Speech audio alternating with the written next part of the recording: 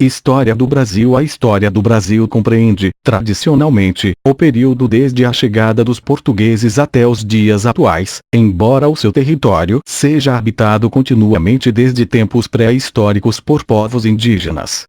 Após a chegada de Pedro Álvares Cabral, capitão-mor de expedição portuguesa a caminho das Índias, ao litoral sul da Bahia em 1500, a coroa portuguesa implementou uma política de colonização para a terra recém-descoberta a partir de 1530. A colonização europeia se organizou por meio da distribuição de capitanias hereditárias pela coroa portuguesa a membros da nobreza e pela instalação de um governo geral em 1548. A economia da colônia, iniciada com o extrativismo do pau-brasil e as trocas entre os colonos e os índios, gradualmente passou a ser dominada pelo cultivo da cana-de-açúcar para fins de exportação.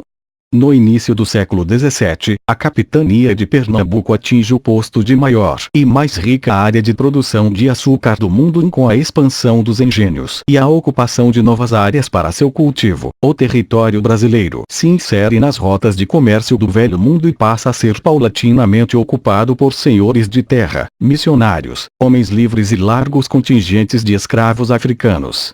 No final do século XVII foram descobertas ricas jazidas de ouro nos atuais estados de Minas Gerais, Goiás e Mato Grosso, que foi determinante para o povoamento do interior do Brasil. Em 1789, quando a coroa portuguesa anunciava a derrama, medida para cobrar supostos impostos atrasados, eclodiu em Vila Rica, atual Ouro Preto, a Inconfidência Mineira.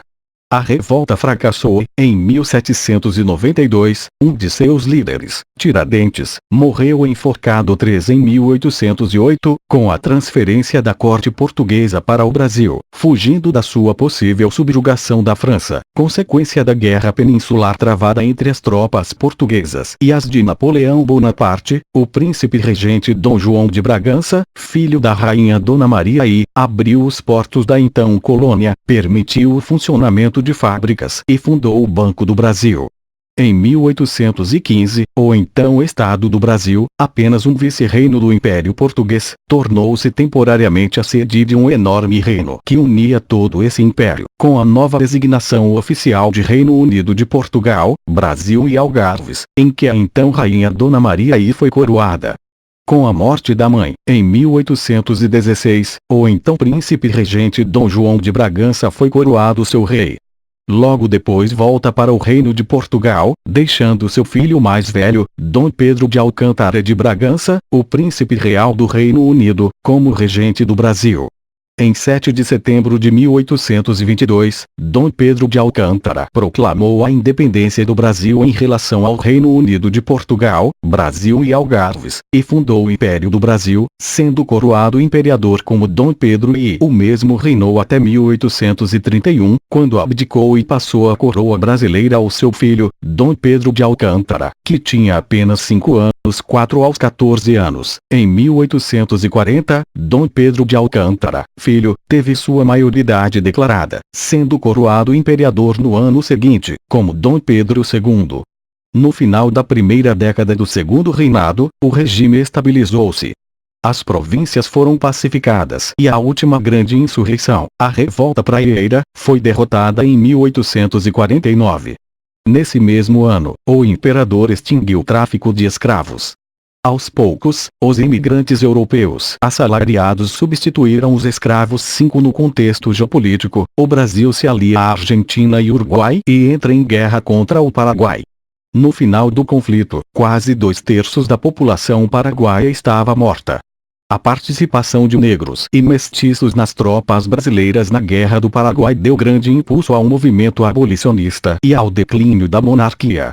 Pouco tempo depois, em 1888, a princesa imperial do Brasil, Isabel de Bragança, filha de Dom Pedro II, assina a Lei Áurea, que extingue a escravidão no Brasil.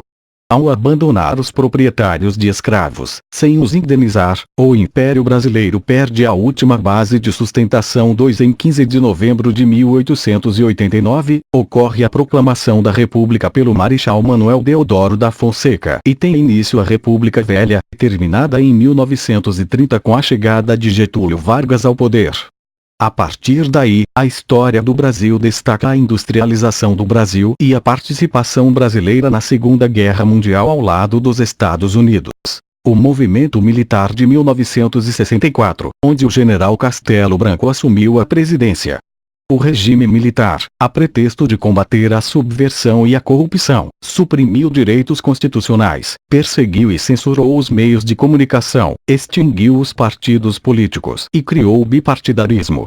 Após o fim do regime militar, os deputados federais e senadores se reuniram, em 1988, em Assembleia Nacional Constituinte e promulgaram a nova Constituição, que amplia os direitos individuais. O país se redemocratiza. 2. 6. Avança economicamente. 7. E cada vez mais se insere no cenário internacional.